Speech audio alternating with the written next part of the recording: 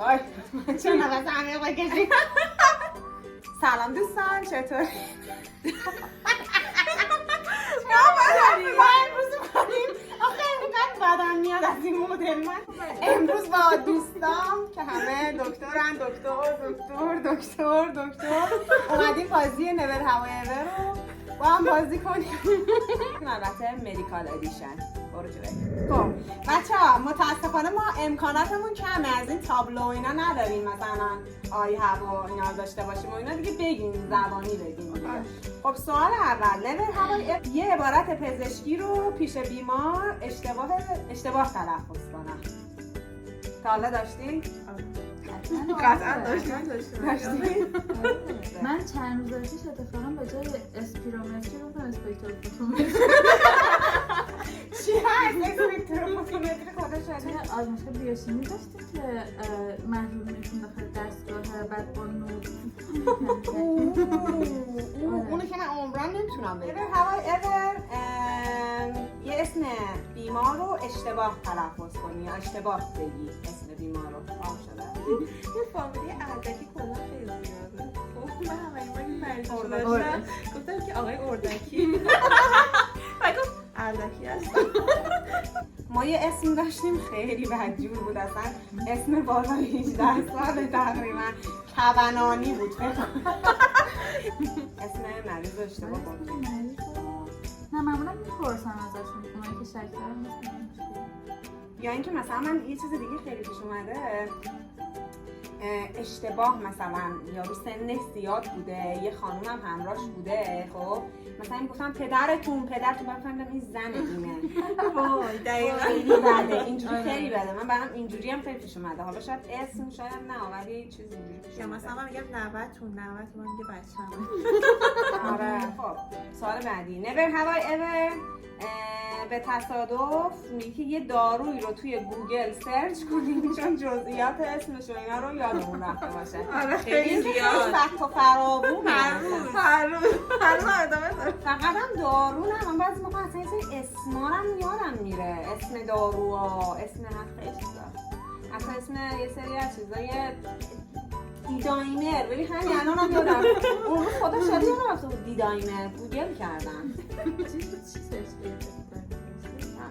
آمبولی چیز آمبولی چیز آمبولی تست آمبولی من کاملا چیزایی رو یادم اونم من یادم رفته بود دیگه. همین چند روز پیش مریض تب مالتی اومده بود اینجوری الان میگفت گفتم بعد بیمه داری؟ گفتم بیمه ندارم. گفتم وای من باید سرنسخه بنویسم.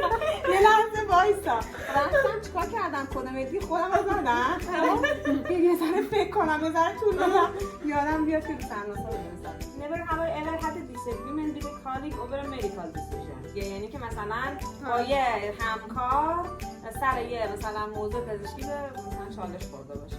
من یه بیماری تو طب داشتم که به نظرم آپاندیسیس می‌خورد، اصلا اون نظرش این نبود. بعد درش کردم اجازه داد که بیمار نگه داریم. حالا آپاندیسیس نمی‌دونم چی دیگه ما نمی‌گیریم. ما یه چالش با اتن داشتیم. اتن میاد مریض میگه کتفم درد میکنه، میگه مریض قلبیه. بعد چیز ایکیجی کاملا مامانشون در حد تیپیک چست کت بوده. میاد چیز میکنه، میاد لیست اورژانسی کاردیو میزنه. بعد معلوم میشه مریض کتفش در رفته. بعد اون وقت کاردیو فهمید که این کاردیو اینجوری بود. آره تو کاری چه سکسی همچین آره من دیسگریمنت هم از زمان اولیه گند زده. این بچه ها با حالا میگه never have I ever had to suppress laughter during a serious medical situation. یعنی این که مثلا یه جایی که باید نخندین میخندین بوده. حالا تو بیمارستان تو بخشای اعصاب و روان خیلی سعی میکنیم نخندی، ولی مثلا مریضی وقتی مثلا مریض من که میگفت شب و کامراه اومد میگفت پنجره اتاق مثلا تصور این که کامراه اومد چجوری میگم پشت پنجره اتاقش ما حرفا که صحبتی که خندمون میگه به جو خندمون میگه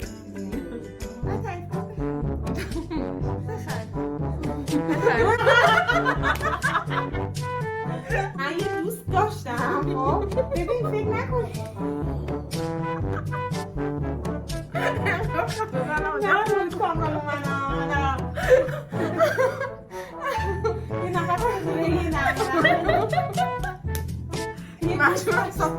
میکنم.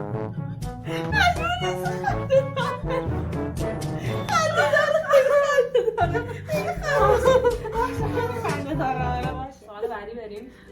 Never have I ever had a patient who refused treatment against my advice. که یعنی که من چیزی که بهش گفتم انجام نده دیگه. اون که اینم فکت و فراموش. بیشتر به خاطر مسائل مالیه. مسئله مالی چیه؟ اینقدر پیش دکترای مختلفه. من بهش یه چیزی میگم، یه پیش دکتر دیگه میگه اون راست گفته. بعد من یه چیزی میگم، میاد پیش ما میگه اون مثلا اون. سوال بعدی. Never have I ever had a patient who claimed to have a supernatural or paranormal ailment. میگه مثلا یه مریضی داشته باشی که مثلا بگی مثلا توانایی سوپرنچرال و اینا داشته باشه. داشتیم دیگه توی بخش بچه روان نصفشون همینن دیگه. واقعا مریضی که داشتیم مثلا اینجوری بوده مثلا یک چیز خیلی عجیب غریب گفته باشه. خیلی بیشتر میگفتن من که خودم مثلا یادم میاد مثلا من پیامبرم و مثلا من بهم وحی میشه و مثلا من اینجوری داشتم. ما یه دونه داشتیم ادعا می‌کرد خداست. یکی هم بود ادعا می‌کرد پیامبر. بعد اینا توی یه اتاق بودن. بعد با هم دعواشون میشه. بعد اون که خدا میگه من پیامبری انتخاب نکردم این دروغ میگه. وای تو چی زوره؟ من یه چیزی داشتیم دعوام بود ادعا می‌کرد که میتونه نفرین بکنه. بعد دیگه کلی صحبت کرده اینا تهش به رزیدنتم گفت که تو اسمت چیه؟ رزیدنت گفت که من فاندشو گفتم. اسم مادرت چیه؟ اسم مادرم برشیم. من میخوام اگه باور نده الان نفرین میکنم تا بفهم دارم درست میگم. موقعیت ازشم میکنم نفرین کنه مثلا. نه والا. ولی الان من یادم افتاد من یه دونه مریضم همین تو بخش روان داشتیم. این خانم میگفتش که این دیگه البته سوپرنچرال پاور نیست. میگفتش که من با احسان علیخانی رابطه دارم. خب بعد احسان علیخانی مثلا اون فلان برنامه من بهش گفته بودم اون کفشو بپوشه. ببین حس بود. تمام مثلا این شوهایی که داشته فلان برنامه کدوم مثلا مهمون رو دعوت کرده بود چی پوشیده بود میگفت همه رو با من هماهنگ میکرد. من بهش گفتم اینو بپرسه، من بهش گفتم این کارو کنه. مثلا خانواده‌مون نمیذارم ما با هم ازدواج کنیم. وای ولی این خیلی اینم با مزه بود کردن یا نه. بس کامران کامران خیلی بامزه. تاکید میکنه قصت کامران خنده‌دار. آها این خیلی بامزه است. میگه never have I ever had a patient who thought they knew more about medical than I did. میگه مثلا فکر کنم مریضه فکر کنم بیشتر از شما. زیاد میبینی؟ اصلا فکر کنم 90% مریضا که میان همینجوری هن. همشون یه دور تو گوگل سرچ کردن و خودشون میان فلان دارو رو بنویس. آره اینو میخوام اونو میخوام اینو بنویس اونو بنویس. این مثلا اینجوری که داداش مشاوره مثلا چیز دیگه سالات چیزی میل نداری خیلی بده دیگه. استفازولی میخوان پنیسیلین. اما مردم ول کنید دست از سر این سرم و دکومپلکس و استفازولین و آنتی بیوتیک و اینا بردارین. الان هم که فصل بیماری‌های ویروسی داره شدید میشه دوباره کرونا و اینا تو رو خدا آنتی بیوتیک نمیخواد.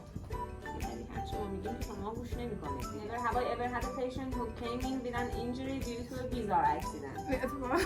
از همینا که توی آنوسشون یه چیزی میکنن. آره از اون من دیدم. من من داشتم.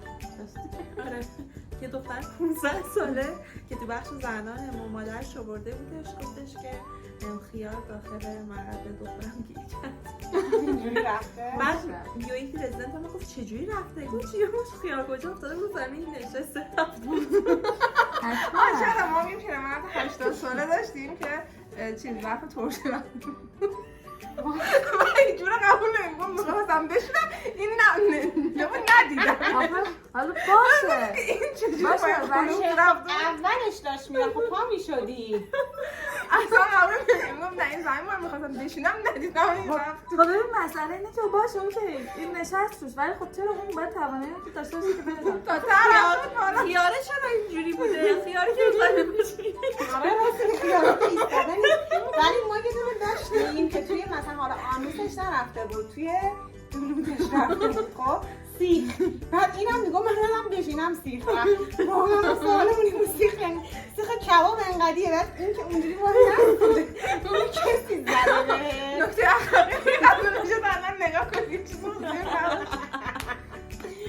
آره بعد قبول نمی‌کنم. میگم نه به خدا موقع نشستن شد. ولی اونم رو کارش فقط به بخیه و اینا کشید، اون جای دیگهش نرفته بود.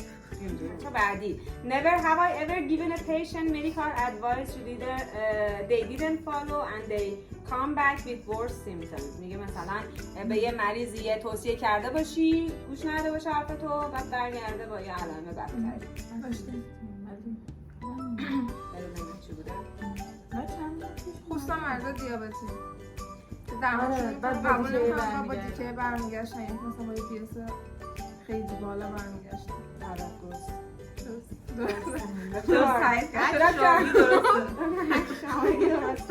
Never have I ever had to explain to a patient that their self-diagnosis from the internet was incorrect. آره زیاد قبولم نمی‌کنه. بدبختی اینه که تو مثلا نیم ساعت توضیح میدی باز میگه که دلش صاف نمیشه. نه قبولم نمی‌کنه. میگه پس اون چی؟ برم پیش یه دکتر بهتر. من میخواستم من مرز آتورستاتین شروع کنم، گفت نه من قبلا چربی خون داشتم، رفتم توی گوگل سرچ کردم آتورستاتین عوارضش خیلی زیاده، رفتم پیش دکتر سنتی گفت تو تب صفراویه، بهم جوشون دادن حالم خوب شد. از گرید 3 کبدی با جوشون داد خوب شد من. بچه مدار کسی تو رو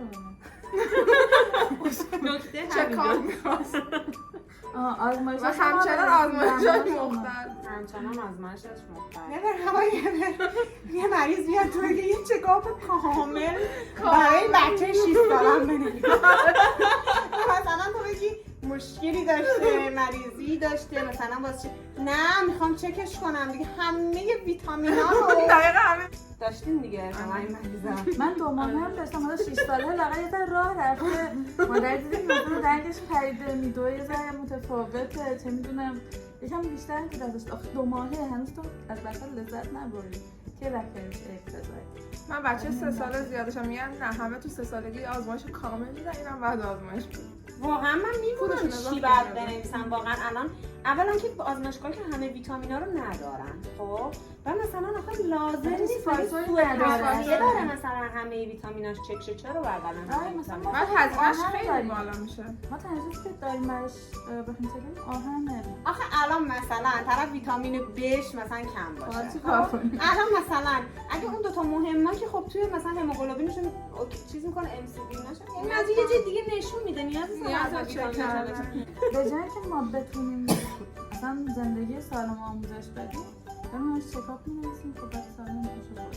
اینا همینجوری میان چای بعد از غذا می‌خورن، چنان کلسیم و زینک و آهنشون می‌خورن. نبر هوایی بره بردی نبر هوایی بره یه مریضی بیاد تو بگی که آنها من امروز ببین تا من برم توی دکتر درست حسابی کرد نشده ولی میرن. اومد آره با پنسایتوپنی بود، من داشتم داخل بهش گفتم حتما بیا که بدونیم چه اتفاقی افتاده.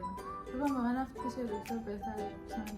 منم خیلی واضح نگفته که حالا مثلا امروز تو بنویس من برم، مثلا گفته حالا این دارو هم بنویس، مثلا من سر ماه باید برم پیش قلبم، حالا اونا رو خودش اوکی میکنه، مثلا خیلی غیر مستقیم داشته میگفته دیگه. من که من دیدم میخواستم برم بچه بیمارستان، من گفتم خب بهداشت ارزون تر آورده شما فقط خاطر ارزونی. فقط به خاطر ارزونی.